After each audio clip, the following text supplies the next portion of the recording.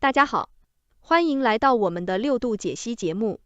今天我们要探讨一个具挑战性的问题：为什么中国的经济泡沫至今仍未破灭？从彭博社的首席经济学家汤姆·奥利克的观点来看，中国的经济变化并非崩溃的前兆，而是进化的象征。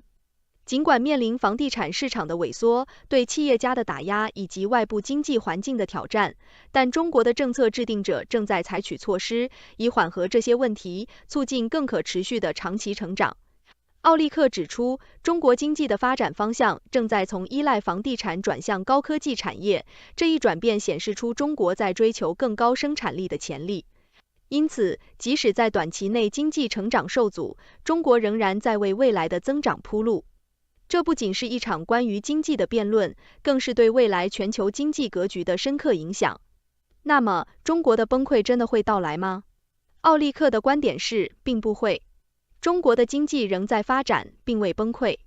请大家继续收看详细内容。中国泡沫为何至今仍未破灭？一场控制中的软着陆。彭博社，作者汤姆·奥利克。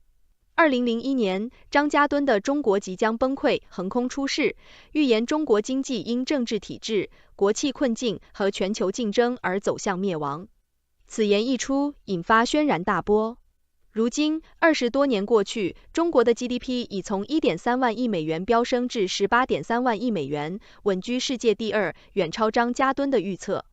这不禁让人反思，中国经济究竟是怎样一个庞然大物？它经历了怎样的风雨？又为何至今仍未爆发预言中的大崩溃？2020年，我出版了《中国永不破灭的泡沫》。当时中国经济正经历多重挑战，经济增速放缓，房地产市场由盛转衰，对企业家的打压以及美国的技术封锁都笼罩着阴影。许多人认为中国经济的泡沫即将破裂。然而，时至今日，我需要重新审视我的论断。泡沫破裂的误读，可控的通货紧缩，而非失控的崩溃。关键在于对泡沫破裂的理解。真正的泡沫破裂，如2008年的美国次贷危机或1997年的亚洲金融危机，往往是突然、剧烈且难以控制的。它们伴随着金融市场的崩盘、经济的急剧衰退以及高失业率。而中国的情况则截然不同。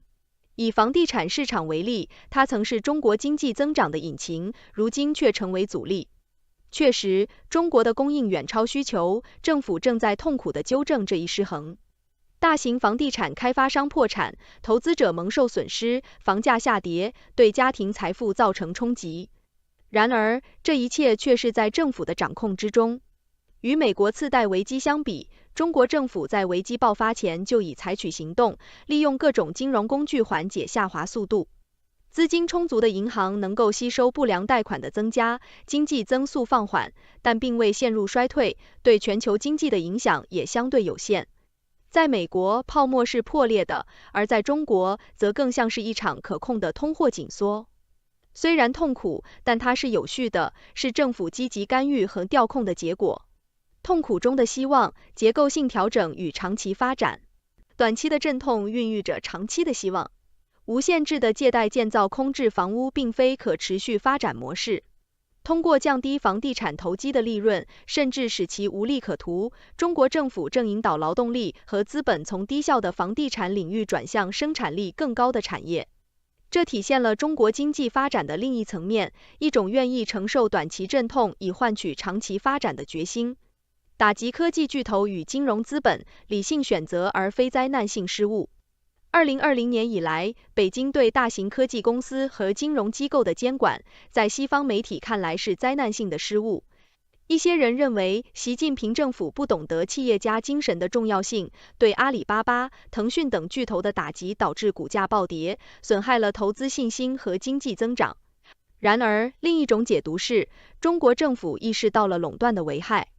阿里巴巴等巨头在各自领域的垄断地位，可能损害消费者利益，扼杀创新，并阻碍公平竞争。政府的监管是为了打破垄断，促进更健康的市场环境，尽管这会给某些投资者带来损失。同样，针对金融业的监管，例如限制银行家薪酬和加强反腐败调查，也是基于中国经济发展阶段的理性选择。中国的平均收入远低于美国，经济发展更多依赖于赶超现有技术，而不是创造全新技术。一个相对简单、高效的金融体系，足以满足中国经济发展的需求。华尔街的观点是，由于投资者损失，中国奇迹已结束，而中南海的观点是，这些损失是为了维持奇迹的必要牺牲。DeepSeek 与产业转型，从水泥到矽的蜕变。尽管房地产市场的调整影响了短期增长，市场情绪低迷，但迹象表明北京的策略正在奏效。中国的电动汽车正在畅销全球 ，DeepSeek 等人工智能技术也与美国展开了激烈竞争。中国经济的结构正在发生转变。2020年，房地产占 GDP 的 24%， 高科技产业占 11%， 到2024年，房地产比例下降到 19%， 高科技产业则上升到 15%。未来，中国经济的驱动力将更多的来自于矽，而不是水泥。重新审视永不破灭的泡沫。中国永不破灭的泡沫的预测并非完全正确。泡沫调整的速度比预期更快，新冠疫情和国际地缘政治局势也增加了不确定性，投资者遭受的损失也超出了预期。中国经济超越美国的步伐放缓，甚至可能在可预见的未来仍保持第二的位置。但这并不意味着中国经济的崩溃。中国经济在调整，在进化，而非崩溃。它正在经历一场由政府主导的、有控制的软着陆，为未来的可持续发展奠定基础。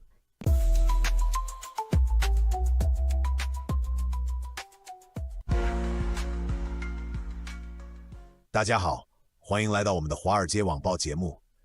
今天我们将深入探讨北京和川普政府之间即将展开的贸易谈判。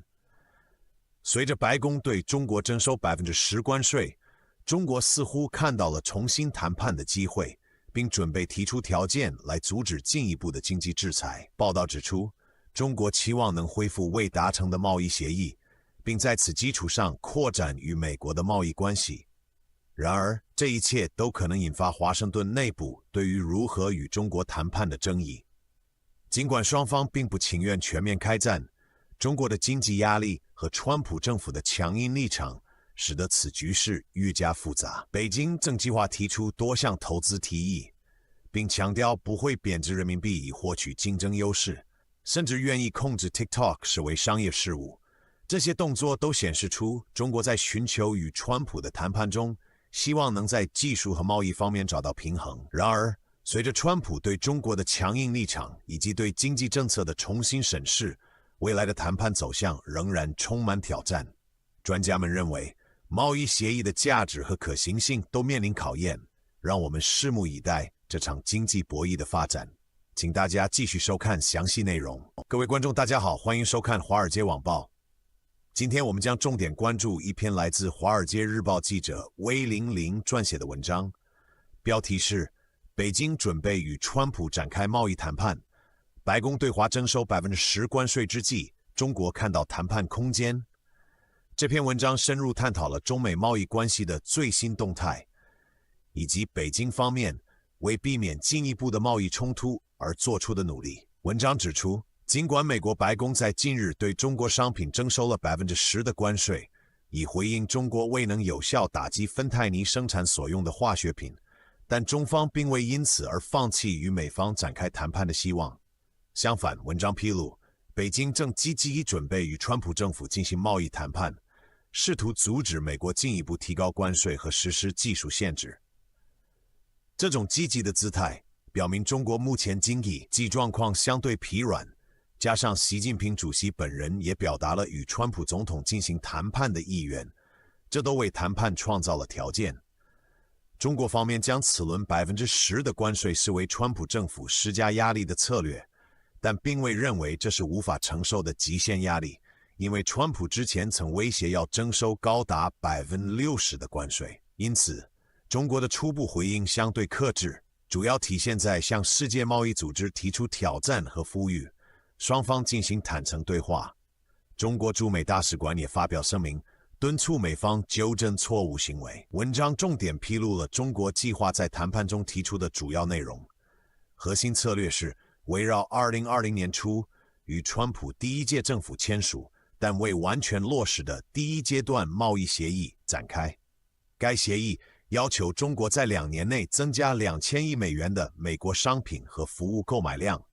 虽然川普曾将其誉为最伟大的协议，但许多专家和企业高管都认为该协议目标从一开始就过于乐观且不切实际。因此，中国目前计划与川普政府重新讨论增加美国商品购买量的具体领域和可行性。除了增加购买美国商品，中国还计划在谈判中提出其他让步，例如增加对美国的投资，特别是在电动汽车电池等领域。再次承诺不会通过贬值人民币来获得竞争优势，并承诺减少芬太尼前体的出口。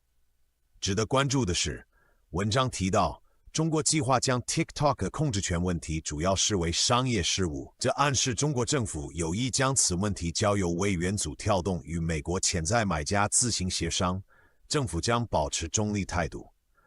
然而，文章也指出，北京是否愿意放弃对 TikTok 演算法的控制权，仍然是一个悬而未决的问题，因为该演算法已列入中国的出口管制名单。文章分析指出，中国在此时主动发起谈判，反映出习近平主席希望川普政府对达成协议感兴趣，尤其是在中国经济面临压力的背景下。同时，中国也在加强中央控制，为与美国的长期竞争，特别是在技术领域的竞争做好准备，并制定了相应的报复性措施，以增强自身谈判筹码。龙州经讯的研究主管 Arthur Krober 认为，中国乐意参与谈判，但其目标主要是化解美国的攻势，而非求实质性的利益让步。文章还回顾了川普政府的对华政策。川普上任以来，多次利用关税作为施压中国的工具，主要针对中国对美巨额的贸易顺差。他希望通过增加中国对美国商品的购买量来缩小贸易逆差，同时也曾表示希望习近平协助结束俄乌战争，并将关税作为谈判筹码。此外，川普已经指示联邦机构审查中美双边经济关系，并要求其在4月初之前提出应对中国的行动建议。考虑到川普团队内部存在许多对华强硬派，以及两党都支持对华强硬立场，这些建议很可能导致一项旨在使美国经济进一步脱钩中国的整体方案。文章提到，习近平的特使韩正出席了川普的就职典礼，并向川普新团队表示，北京愿意就 TikTok、芬太尼和贸易等议题进行讨论。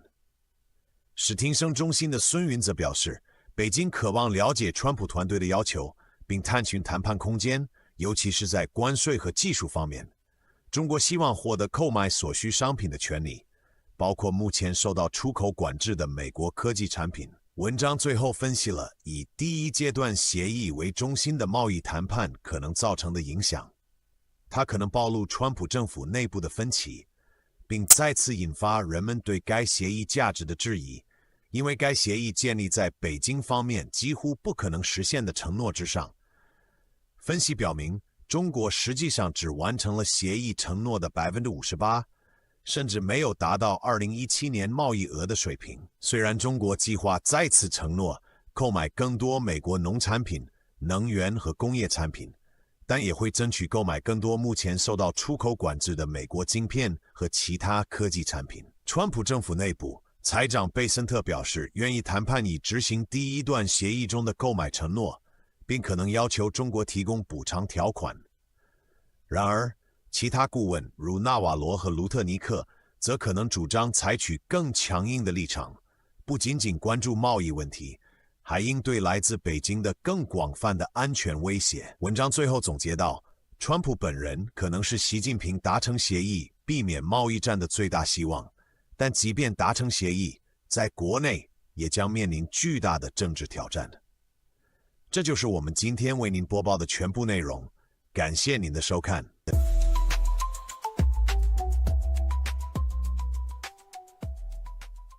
We had a very busy weekend. We got the 6 hostages out of Venezuela, as you probably know, and they're very safe right now. They're home with their families, and we appreciate the hard work of a lot of people, including Rick Grinnell, We appreciate the cooperation from Venezuela, and we have some very happy people right now. Nobody thought that was going to happen. So they are home, they're safe, and they're with their families. That was a big one. Secretary of State Rubio is in Panama right now, and we're talking about the Panama Canal. What they've done is terrible. They violated the agreement. They're not allowed to violate the agreement. China's running the Panama Canal. That was not given to China. That was given to Panama foolishly. But they violated the agreement, and we're going to take it back, or something very powerful is going to happen. And as far as other things are concerned, as you know, we had a very busy weekend. We're dealing with Israel. We're dealing with Ukraine and Russia. We have meetings and talks scheduled with various parties, including Ukraine and Russia. And I think those discussions are actually going pretty well. The discussions on the Middle East with Israel and various and sundry other countries are progressing. Bibi Netanyahu is coming on Tuesday, and I think we have some very big meetings scheduled. President, do you feel that Elon Musk is delivering on his promises to you? Do you feel he's doing a good job right now with those? I do. I think Elon's doing a good job. He's a big cost cutter.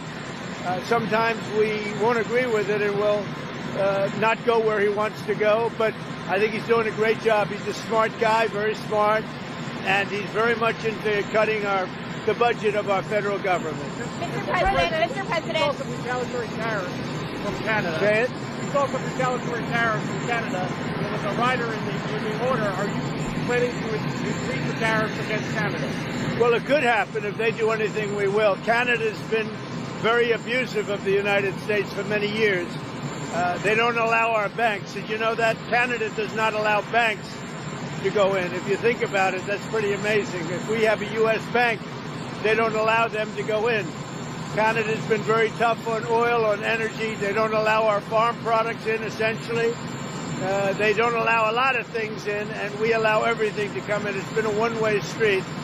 We subsidize Canada by the tune of about $200 billion a year.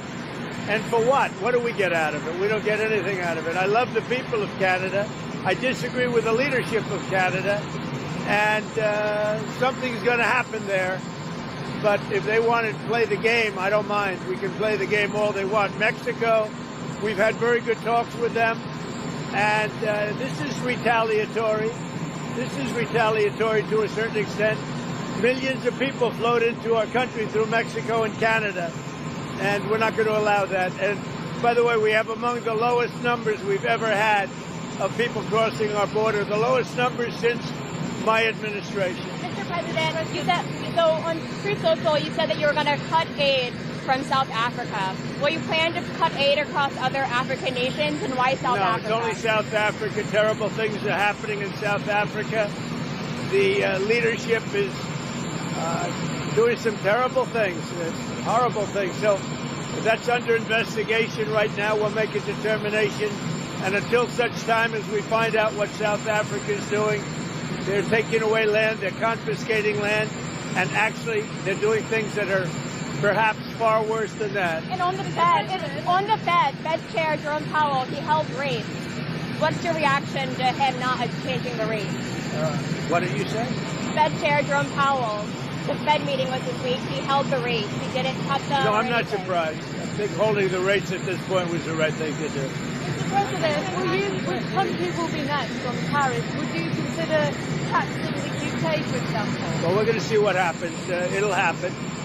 But we're going to, we'll see how things work out. It might happen with them, but it will definitely happen with the European Union. I can tell you that, because they've really taken advantage of us. And, you know, we have over a $300 billion deficit. They don't take our cars. They don't take our farm products. They take almost nothing. And we take everything from them. Millions of cars, tremendous amounts of food and farm products. So the UK is way out of line, and we'll see. The UK, but European Union is really out of line. UK is out of line, but I'm sure that one, I think that one can be worked out. But the European Union it's an atrocity, what they've done. Starmer wants a closer relationship with the EU. So, Well, Prime Minister Starmer has been very nice. We've had a couple of meetings. We've had numerous phone calls. We're getting along very well. And we'll see whether or not we can balance out our budget. With the European Union, it's $350 billion deficit. So obviously something's going to take place there. For the European Union, what's the timeline? And are you thinking along the line 25%? With who? With who? The EU, how much? I wouldn't say there's a timeline, but it's going to be pretty soon.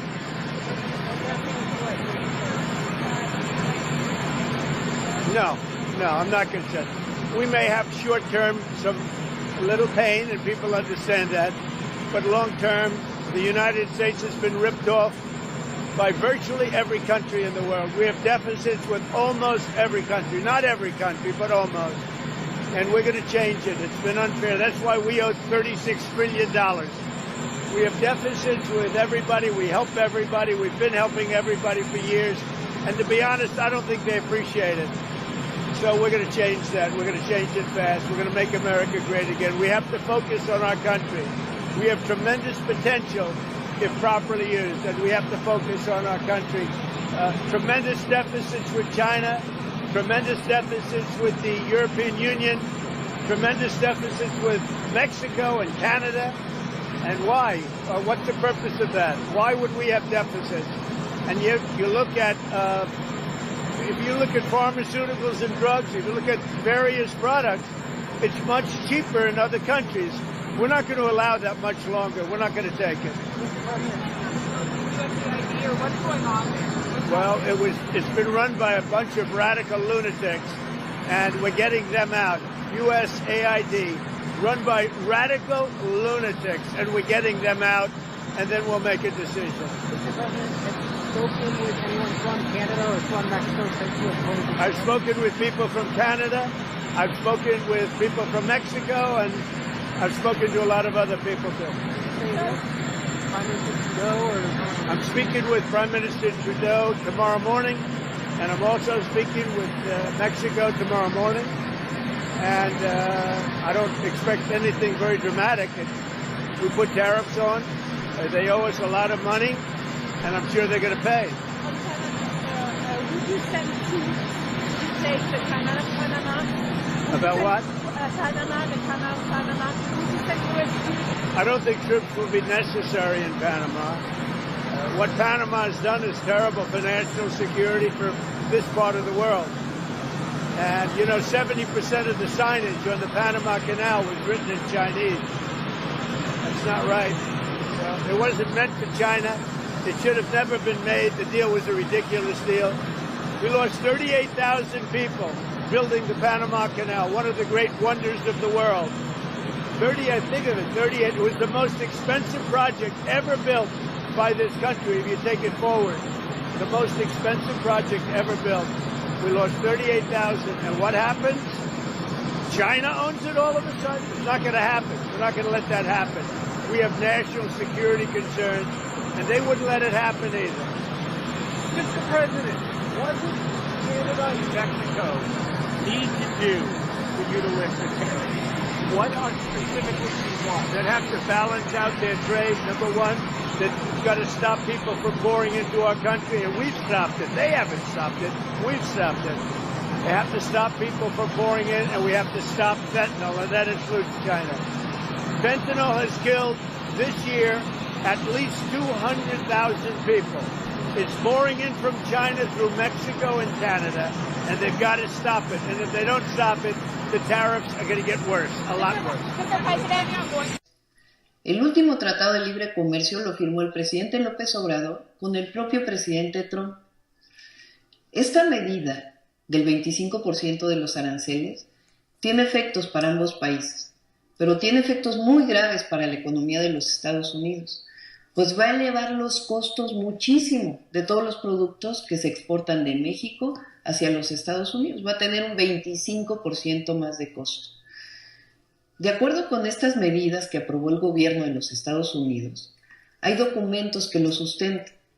Y según esto, una de las razones para poner este arancel es por el fentanilo que entra de México a los Estados Unidos y que enferma y provoca muertes por sobredosis.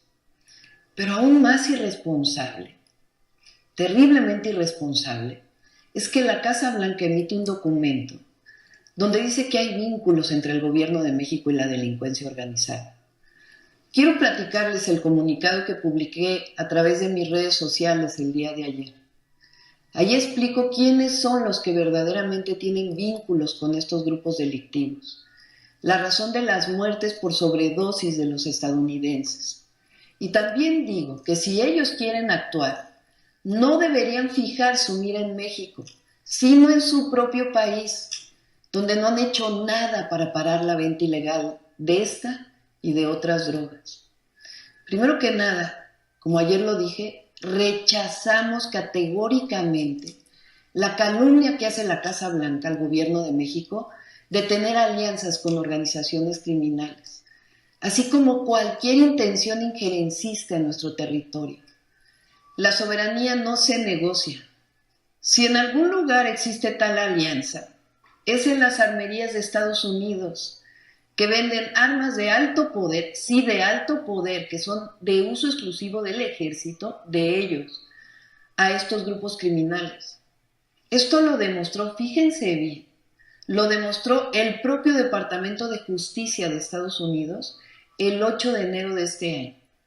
Aquí tengo el documento que fue publicado en esa fecha, donde la Oficina de Alcohol, Tabaco, Armas de Fuego y Explosivos, que depende del Departamento de Justicia, fíjense bien, reconoció que el 74% de las armas que usa la delincuencia organizada en México proviene de forma ilegal de la industria militar de su país.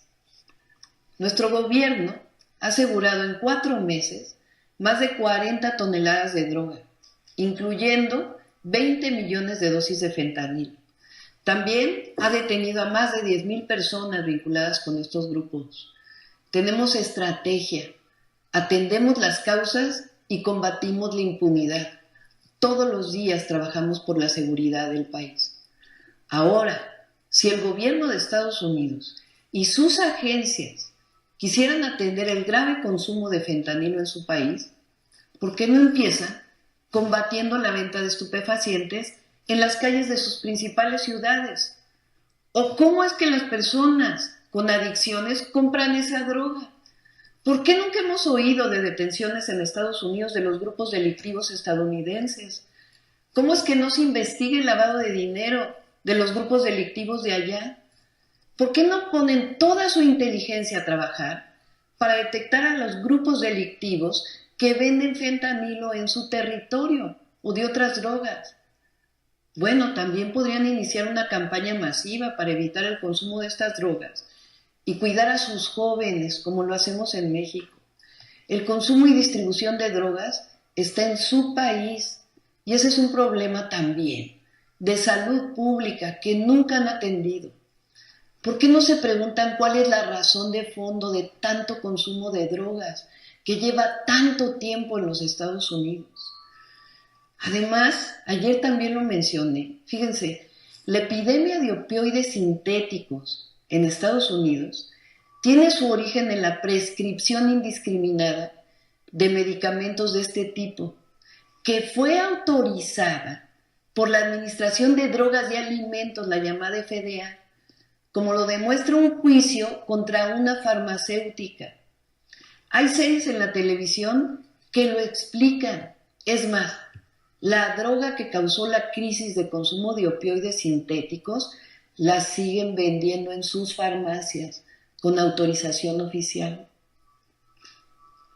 Quiero decirles, y esto es muy importante, México no quiere confrontación. Partimos de la colaboración entre países vecinos. México no solo no quiere que el fentanilo llegue a Estados Unidos, sino que no queremos que llegue a ninguna parte.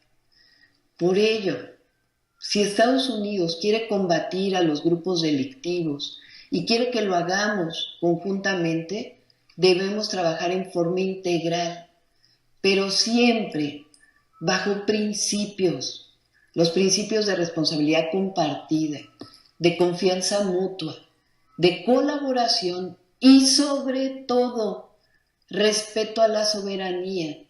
La soberanía no es negociable. Coordinación sí, subordinación no. Para ello, el día de ayer, en mi comunicado, le propuse al presidente Trump que establezcamos una mesa de trabajo con nuestros mejores equipos, los de seguridad y también los de salud pública. No es con la imposición de los aranceles como se resuelven los problemas, sino hablando y dialogando, como lo hicimos, pero esto se los quiero contar. Lo hicimos así en las últimas semanas con el Departamento de Estado para atender el fenómeno de la migración. En nuestro caso, siempre con respeto a los derechos humanos. La gráfica esta que el presidente Trump ha estado subiendo a sus redes sociales sobre la disminución de la migración fue elaborada nada menos y nada más que por nuestro equipo, que ha estado en constante comunicación con el suyo. A nuestros hermanos y hermanas mexicanos en Estados Unidos, quiero decirles que aquí está su presidenta y un pueblo entero para defenderlos. Si desean regresar a México, aquí los abrazamos. El pueblo de México es valiente y tiene mucha dignidad. Es el pueblo más maravilloso que hay sobre la tierra. Les digo que aquí está su presidenta. Tenemos valentía y firmeza, pero siempre, como lo he dicho en otras ocasiones, hay que actuar con la cabeza fría y el amor al pueblo. Nada de lo que hagamos nosotros afectará la dignidad y los intereses del pueblo de México. Les propongo que esperemos la respuesta del presidente Trump a nuestra propuesta. Y en la mañanera del día de mañana, en la mañanera del pueblo, les estaré informando las primeras medidas de lo que llamamos el Plan B. Como decía Juárez, nada por la fuerza, todo por la razón y el derecho.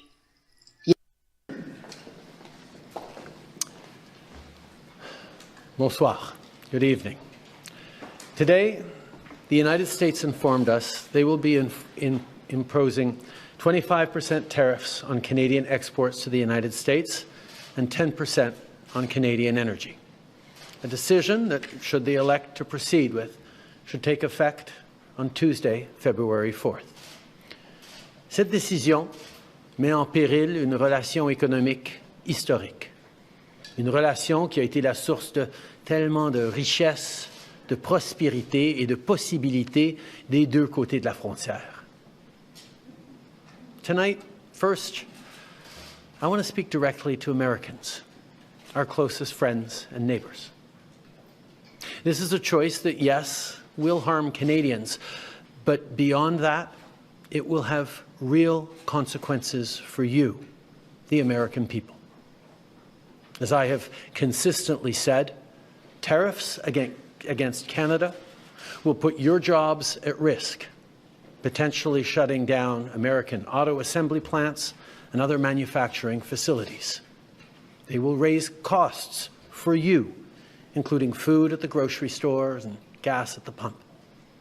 They will impede your access to an affordable supply of vital goods crucial for U.S. security, such as nickel, potash, uranium, steel, and aluminum. They will violate the free trade agreement that the President and I, along with our Mexican partner, negotiated and signed a few years ago. But it doesn't have to be this way. As President John F. Kennedy said many years ago, geography has made us neighbors, history has made us friends, economics has made us partners, and necessity has made us allies. That rang true for many decades prior to President Kennedy's time in office and in the decades since.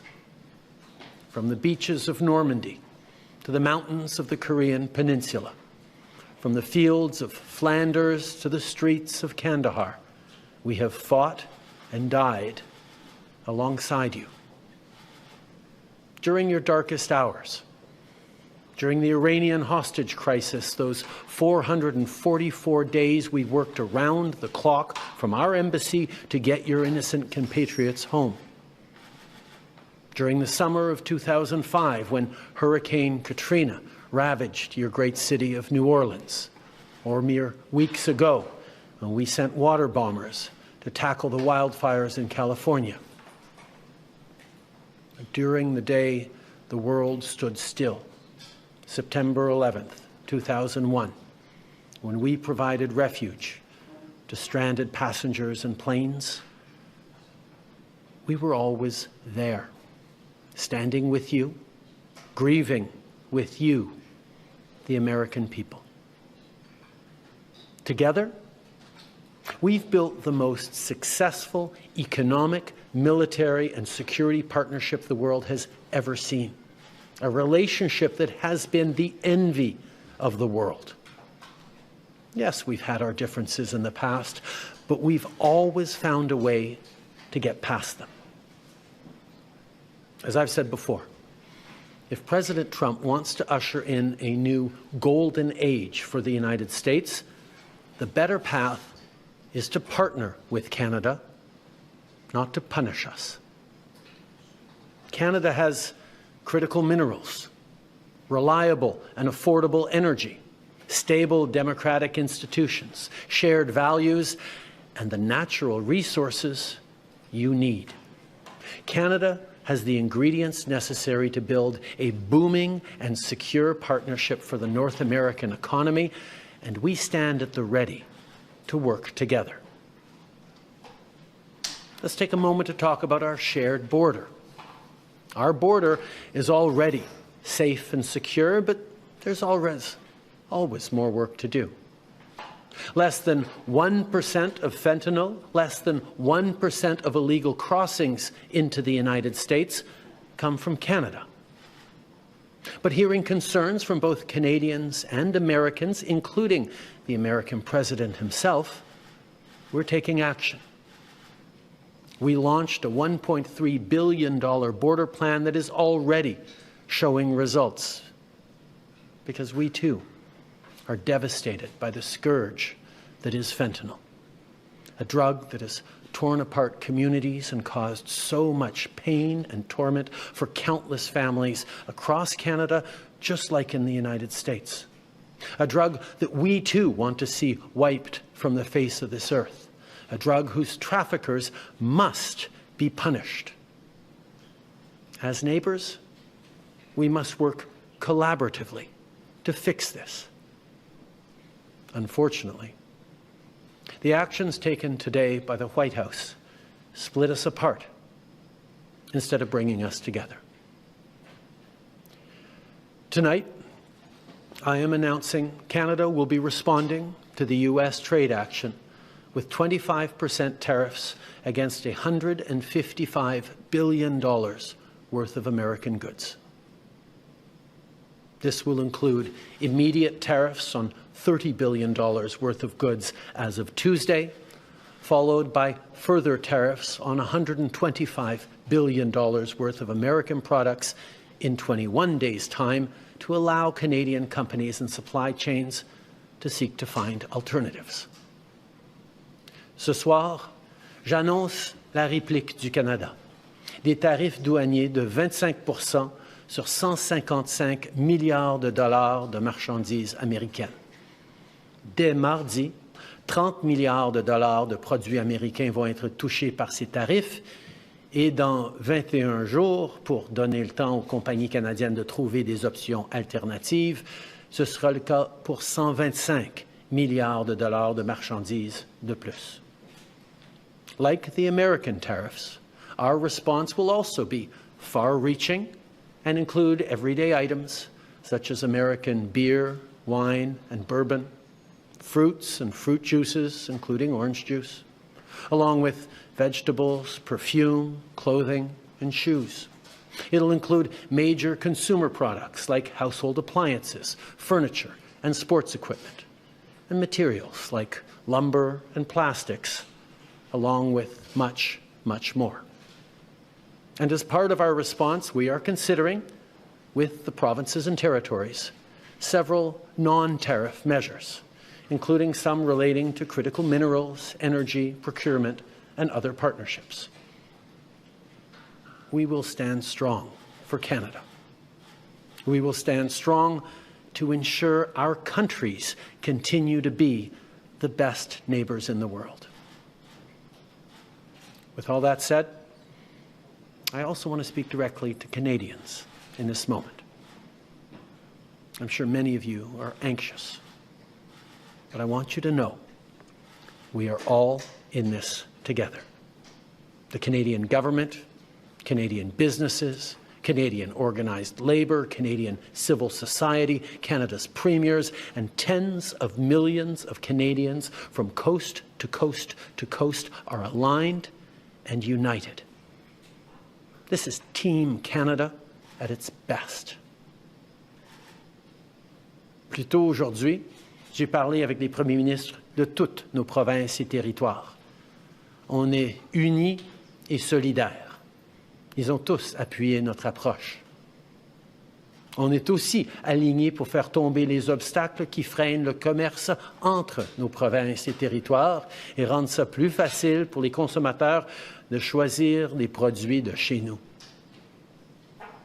Il y a quelques minutes, je me suis entretenu avec Mme Sheinbaum, la présidente du Mexique, notre autre partenaire nord-américain qui a lui aussi été la cible de tarifs douaniers aujourd'hui. On s'est engagé à travailler ensemble pour y faire face. Il s'agit d'une menace qui vise l'ensemble du pays et ça m'a fait chaud au cœur de voir autant de nos leaders répondre à l'appel et s'engager pour qu'aucun Canadien ne soit laissé pour compte. Notre gouvernement va être là pour les Canadiens, on va être là pour vous, mais en même temps, j'ai quelque chose à vous demander. Je vous demande d'être solidaires les uns des autres. Beaucoup d'entre nous vont être affectés par tout ça et vont vivre des moments difficiles. Je vous demande d'être là les uns pour les autres, d'être là pour vos amis, vos voisins et vos compatriotes. D'un océan à l'autre, les Canadiens sont très différents. On parle de différentes langues, on a de différentes croyances, on a de différentes opinions, de différentes idées. Mais quand on reste unis, on puise notre force dans cette différence. And now is also the time to choose Canada. There are many ways for you to do your part. It might mean checking the labels at the supermarket and picking Canadian-made products. It might mean opting for Canadian rye over Kentucky bourbon, or foregoing Florida orange juice altogether. It might mean changing your summer vacation plans to stay here in Canada and explore the many national and provincial parks, historical sites, and tourist destinations our great country has to offer. C'est le temps de choisir des produits d'ici et d'appuyer des entreprises d'ici, d'appuyer nos producteurs agricoles, nos manufacturiers, nos travailleurs, nos entrepreneurs, nos artistes. It might mean doing all of these things or finding your own way to stand up for Canada. In this moment, we must pull together because we love this country. We pride ourselves on braving the cold during the long winter months. We don't like to beat our chests, but we're always out there, waving the maple leaf loudly and proudly to celebrate an Olympic gold medal. On a notre propre identité, notre propre histoire et nos propres valeurs. Les Canadiens sont accueillants, ouverts, novateurs, ambitieux. On préfère régler nos disputes avec diplomatie, mais on est prêt à se battre quand c'est nécessaire. Canada is home to bountiful resources, breathtaking beauty, and a proud people who've come from every corner of the globe to forge a nation with a unique identity worth embracing and celebrating. We don't pretend to be perfect, but Canada is the best country on earth. There's nowhere else that I and our 41 million strong family would rather be. And we will get through this challenge, just as we've done countless times before, together. Thank you, Merci. Vive le Canada. All right, so we'll take 20 minutes of questions, 20 minutes de questions. One question, one follow-up, une question, un suivi. Merci. Bonsoir, Monsieur le Premier ministre, Raymond Filion de TVA. Est-ce que vous avez parlé ou tenté de parler avec le président Trump aujourd'hui ou dans les derniers jours? Ça fait depuis l'inauguration que j'essaie de rejoindre le président. J'espère pouvoir lui parler bientôt.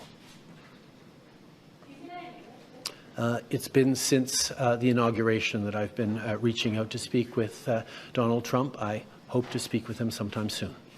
Dans son décret qu'il a signé aujourd'hui, M. Trump menace le Canada d'augmenter encore plus les tarifs s'il y a des mesures de rétorsion. Vous annoncez des mesures de rétorsion ce soir. Certains vont se demander est-ce que ce n'est pas risqué, est-ce que ça ne risque pas d'envenimer la situation? On va toujours faire ce qui est nécessaire pour défendre les Canadiens, défendre nos intérêts. On est en train de répondre avec un ensemble de mesures fortes mais appropriées et on va continuer d'être là pour défendre le Canada, les Canadiens et notre avenir. Bonsoir, M. Trudeau. Vous avez mentionné que vous envisagiez d'autres mesures qui ne sont pas reliées aux tarifs. Pouvez-vous élaborer? C'est sûr qu'on a beaucoup d'initiatives en dehors des tarifs qu'on peut entreprendre en tant que pays. On est en train de parler avec les provinces et territoires sur certains éléments dans leur région, leur juridiction. On a aussi des mesures comme ce que les provinces sont en train d'annoncer, d'enlever l'alcool et les spiritueux et les vins américains de leur régie des alcools. Il y a des mesures au niveau de l'approvisionnement municipal, provincial et même fédéral où on peut moins acheter des Américains. Le choix des Canadiens d'acheter des produits canadiens, de choisir des biens et des services du Canada et non américains, ça fait toute partie de notre réponse collective. Mais juste pour précision, est-ce qu'il est question peut-être de couper l'approvisionnement en énergie? Mais la deuxième question, c'était davantage sur le décret des Américains. Il n'est pas question là-dedans, il est question de la frontière, mais pas de la relation commerciale. Est-ce que c'est parce qu'il faut s'attendre à une deuxième vague de tarifs? Tout d'abord, ce qui est important quand on va regarder différentes façons de répondre ou de mettre encore plus de pression sur les Américains pour reculer sur les mesures qui sont de l'avant, on va s'assurer qu'il n'y ait aucune région du pays, aucune industrie qui va porter un plus large fardeau, un plus lourd fardeau que d'autres régions. On sait qu'il y a certaines industries, dont l'industrie pétrolière, qui ont un grand impact aux États-Unis, mais on va s'assurer que toute réponse qu'on va faire va être équitable à travers le pays, parce qu'on ne veut pas que ce soit seulement une région ou une partie du pays qui paye le plus pour défendre tous les Canadiens. Et c'est quelque chose, un principe sur lequel tous les premiers ministres sont d'accord. Est-ce qu'on peut s'attendre à une deuxième vague? C'était ça aussi la question. Sur l'enjeu une deuxième vague, dans quel sens? De tarifs, parce que dans le décret, il n'est pas question de la relation commerciale, il est juste oui, tout à fait. Ces tarifs d'aujourd'hui sont ancrés dans la préoccupation du président sur le fentanyl. La réalité, c'est que le Canada représente une infime partie du défi au niveau du fentanyl auquel les Américains font face et on est prêt à travailler avec eux pour régler cet enjeu dans nos communautés comme dans la leur. En même temps, il y a une enquête sur nos relations commerciales qui est en cours dans le système américain qui va aboutir le 1er avril et à ce moment-là, ils vont prendre d'autres décisions. In regards to actions we might take in terms of responding to the American trade action. There are a number of different industries and regions of the country that can have greater leverage over the United States. One thinks of the oil industry, for example. What is extremely important for me, and I think for all the premiers, is that no one region of the country or one industry carries a larger burden than anyone else in standing up for Canada. We need to all be in this together. This only works if Canadians are fully united from coast to coast to coast to stand up for this extraordinary and beautiful country. And that's why, as we look at different measures, including non-tariff measures that we might move forward on, we will not be moving forward on issues that further divide the country, which is why we're working with all premiers to look at different ways we can encourage the Americans to step back from these trade actions. Bonjour, Christian Noël de Radio-Canada. Pour être clair sur cette question-là, les tarifs sur le gaz naturel et le pétrole ne sont que de 10 % alors que pour le reste, c'est de 25 %, notamment parce que les États-Unis ont besoin de notre pétrole. Ils ont besoin de plein d'autres choses dans notre secteur énergétique. À quel endroit est-ce que vous êtes prêt à couper le robinet? Tout d'abord, soulignons que oui, les Américains ont besoin de notre gaz et notre pétrole, ils ont besoin de nos minéraux critiques, mais ils ont aussi besoin de nos pièces d'automobile, ils ont besoin de nos produits agricoles, ils ont besoin de notre ciment, ils ont besoin de notre bois d'œuvre. Il y a énormément de choses que le Canada produit, qu'on vend à des prix très, très bon marché ou bien responsables aux Américains sur lesquels ils dépendent pour leur bien-être économique.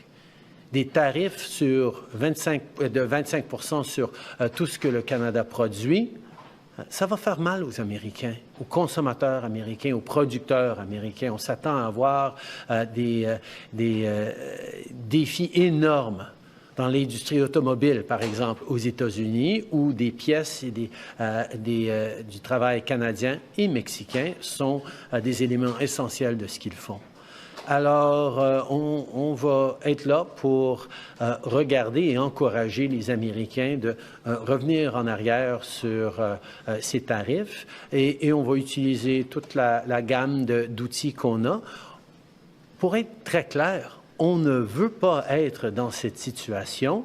C'est le choix des Américains de nous mettre dans cette situation-là, mais puisqu'on est ici, on va répondre de façon responsable et forte pour défendre le Canada. Dans un match de hockey ce soir à Ottawa, durant l'hymne national américain, il y a des Canadiens qui ont hué l'hymne national américain. Est-ce qu'ils ont raison d'être en colère et êtes-vous en colère? On a une très longue histoire avec les Américains. On a un partenariat sans pareil, mais il y a toujours eu des moments de différends, des moments de tension entre nos deux pays. Et c'est des moments profondément sentis parce qu'on est si proches en tant que voisins et amis et famille. Et ça peut être pénible pendant qu'on passe à travers ces moments-là. Mais j'ai confiance.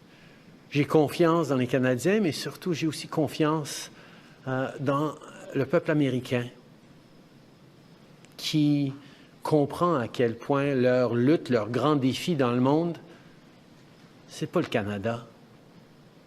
Et qu'en travaillant ensemble, on va pouvoir passer à travers ces moments pénibles pour en sortir encore plus fort. Est-ce qu'ils ont raison d'être en colère?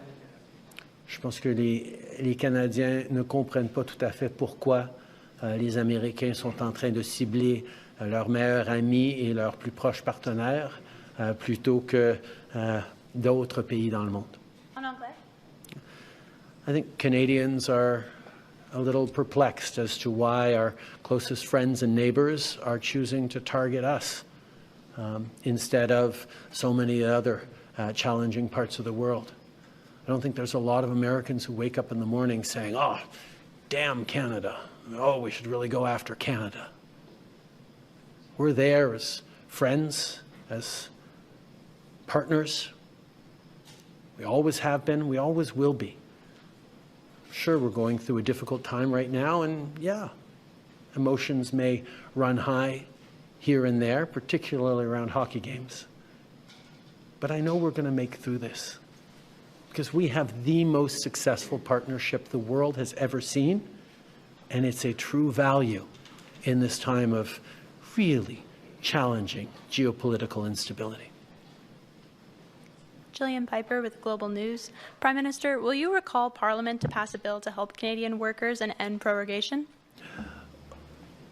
As you can see from our strong response package.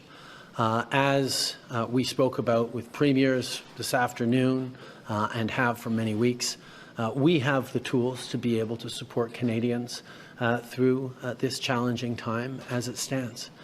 This is a moment for Canadians to pull together, including Canadians of all different political parties. This is a moment where we need to set aside our differences and focus on delivering for Canadians, standing up for Canadians, and protecting the most successful political, military, economic, and security partnership the world has ever seen. And that's exactly what we're going to do. We have the tools to do it as a government right now, and we will keep doing it alongside our premiers and our partners. A member of the Canada-U.S. Council, Lana Payne, today said that an ally would not act this way, and therefore the U.S. is no longer Canada's ally. Do you agree with that? Like I said, I think there are going to be people who are upset and even hurt by what's gone on here. But I have faith. I have faith in Canadians, but I also have faith in the friendship between Canada and the United States. It has gone through challenging times before, but we always make it through because we've been able to count on each other for over 150 years, and we will continue to be able to do that long into the future. This is a friendship that has stood the test of time, and despite challenges that we can work on and we will work on together, we will continue to be friends and neighbors. Prime Minister, you said earlier that you're not going to move forward on measures that would further divide the country. Does this mean that blocking energy exports is fully off the table? It means that any conversations around further measures, particularly involving one industry or one region of the country more than another, is something that we're going to do carefully and thoughtfully and with the full partnership of regional leaders, provincial premiers, businesses. No one part of the country should be carrying a heavier burden than any other. We're in this together. We're all going to stand together, and we'll be there for each other from coast to coast to coast. And President Trump said in the executive order that it's about the border and fentanyl. Do you think that this is what it's about? We have one of the strongest, more secure borders in the world between Canada and the United States. As I said, less than 1% of fentanyl going into the United States come from Canada. Less than 1% of illegal migrants going into the United States come from Canada. That doesn't mean there isn't more to do. And that's why we've invested $1.3 billion in strengthening our borders. And we're seeing over the past number of weeks, past couple of months, the numbers significantly decrease at the border already. We are making progress in working together, including sending joint teams over to China to talk about the precursor chemicals that get developed into fentanyl all across North America. There are things that we can and must do together, and I understand the preoccupation the American president has with fentanyl deaths. We share those preoccupations. We've seen far too many communities across our country devastated by toxic drug supplies, by fentanyl, by opioid addictions. We have taken action over the years, but we're happy to do even more with the United States to counteract this horrific tragedy. That's why we have committed to doing even more and working alongside. But this trade action against Canada is not the best way we can actually work together to save lives. Good evening, Prime Minister. Stephanie Taylor with the National Post. What does it tell you about your relationship with President Trump that you've been trying to get a hold of him and he hasn't been speaking with you? I think this is a time where we've all remarked on just how active President Trump has been in engaging with a wide range of topics in his first weeks in office. As you all know, I've had many good and substantive conversations with President Trump over the past months, where we've highlighted the work that we can do. Our ministers and officials have been engaging, in many cases like today, multiple times a day with their counterparts to talk through these issues, to move forward on areas of mutual concern. We will continue to engage, and I will continue to be there to work with President Trump as we've worked together in the past. We've worked together to solve some pretty challenging issues over the years. I look forward to doing that again. Je pense qu'on peut souligner à quel point le président est extrêmement actif avec beaucoup de différents enjeux sur sa table. Ça fait plusieurs mois que j'ai eu beaucoup de conversations avec lui sur les enjeux dont on est en train de discuter aujourd'hui. Il sait très bien mes positions et en même temps, les ministres sont extrêmement actifs à être engagés avec leur contrepartie américaine, y compris plusieurs fois chacun aujourd'hui, pour souligner le travail que nous pouvons faire. Alors, il faut se souvenir que moi et le président, nous avons réglé de grands enjeux dans le passé et je suis toujours prêt à le faire encore une fois. But if you can't get a hold of President Trump on a day as consequential as this, when it really matters, can Canada have a productive relationship with President Trump and the Trump administration moving forward? As I've said, we have had a very effective and constructive series of conversations throughout the American administration. We'll continue to. I look forward to speaking with President Trump in the coming days and weeks. This is something that matters, but we've solved big issues before, and we will solve them again. Last question, dernière question, s'il vous plaît. Thanks for taking our questions. Raisa Patel, the Toronto Star. When did you first learn that President Trump intends to increase tariffs if Canada retaliates, and how has that changed your strategy? I think Canadians understand that we need to respond to this.